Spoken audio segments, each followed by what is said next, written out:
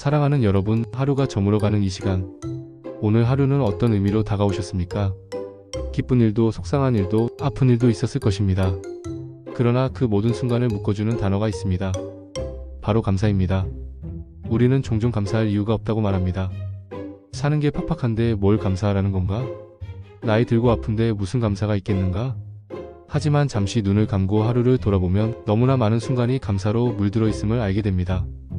오늘은 더 감사라는 주제로 우리가 가진 것에, 받은 것에, 그리고 놓치지 않은 것에 대해 차분히 묵상하며 하루를 마무리하려 합니다. 그리고 마지막에는 내일을 살아갈 수 있는 작은 실천들을 함께 나누겠습니다. 1부. 가진 것에 감사하기. 먼저 우리가 이미 가지고 있는 것에 대하여 감사해봅시다. 저는 어느 노인을 기억합니다. 무릎이 불편해 계단을 오르내릴 때마다 불평을 하셨습니다. 다리가 말을 안 들어 젊은 사람처럼 걷지도 못하고, 하지만 어느 날 휠체어에 앉아있는 이웃을 보고는 이렇게 말씀하셨습니다. 그래도 나는 아직 걸을 수 있구나.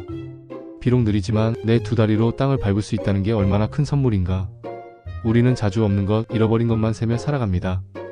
그러나 이미 가진 것은 너무나 많습니다. 눈이 보이고 귀가 들리고 심장이 뛰고 폐가 호흡하며 손과 발이 움직입니다.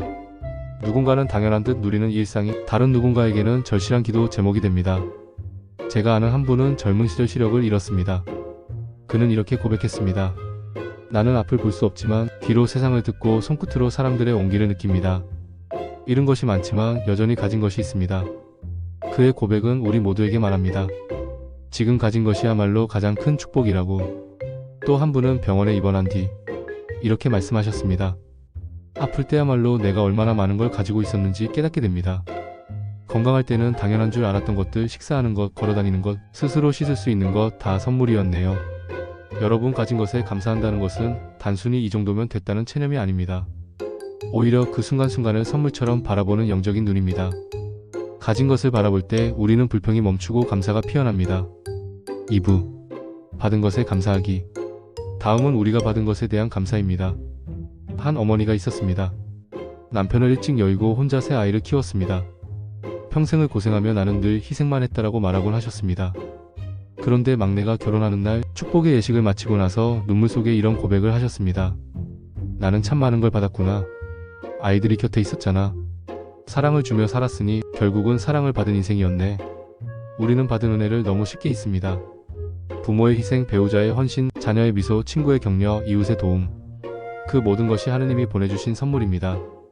저 역시 제 인생을 돌아보면 수없이 많은 도움을 받았습니다. 어려운 순간마다 누군가의 손길이 있었습니다. 힘겨울 때 건네준 따뜻한 말, 절망 속에서 내 등을 떠밀어준 친구, 내가 잊고 있던 기도의 힘을 다시 일깨워준 공동체. 그 모든 것이 없었다면 지금의 저는 없었을 것입니다. 그리고 우리는 더 큰 선물도 받았습니다. 매일 떠오르는 태양, 밤하늘의 별, 계절 따라 피어나는 꽃, 새소리와 바람. 자연이 주는 선물 또한 받은 것입니다. 이것은 돈으로 살 수 없는 은혜이지요. 받은 것을 헤아릴수록 우리는 결코 빈손이 아닙니다. 오히려 가슴 가득히 채워진 사람, 받은 것을 다시 나눌 수 있는 사람이 됩니다.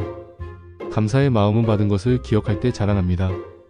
3부. 놓치지 않은 것에 감사하기.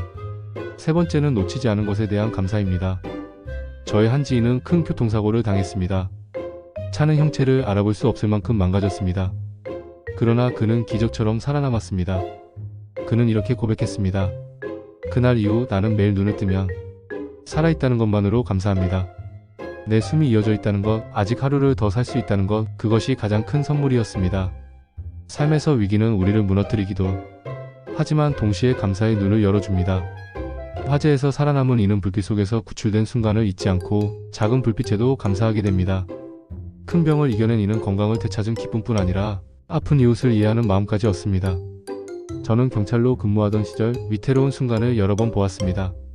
사고 현장에서 눈을 감은 이들도 있었지만 기적처럼 살아남은 이들도 있었습니다.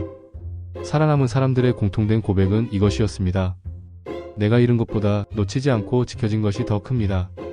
우리는 종종 잃은 것만 붙잡고 원망하지만 사실 아직 남아있는 것이 더 많습니다. 하느님은 시련 속에서도 반드시 희망의 끈을 놓지 않으십니다. 그래서 신앙인은 이렇게 고백할 수 있습니다. 주님, 저는 잃은 것보다 남겨진 것에 더 감사드립니다. 4부. 더 감사하며 살아가는 법. 감사는 하루의 습관입니다. 감사는 마음의 근육이기 때문에 자주 사용할수록 강해지고 반복할수록 자연스러워집니다. 오늘부터 이렇게 실천해보면 어떨까요? 아침 감사 눈을 뜨며 이렇게 말합니다. 주님, 오늘도 하루를 열어주심에 감사합니다. 낮 감사 걷는 동안, 식사하는 동안, 사람을 만나는 동안 마음속으로 고백합니다. 이 순간을 주셔서 감사합니다. 함께 있어 감사합니다. 밤 감사 잠자리에 들기 전 하루를 돌아보며 기도합니다.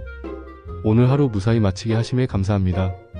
내가 사랑할 수 있게 하심에 감사합니다. 작은 감사가 쌓이면 인생 전체가 감사로 물듭니다.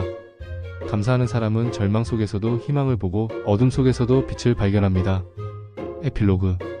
오늘부터 작은 실천을 해볼까요? 잠자기 전 오늘의 감사 3가지를 기록하기.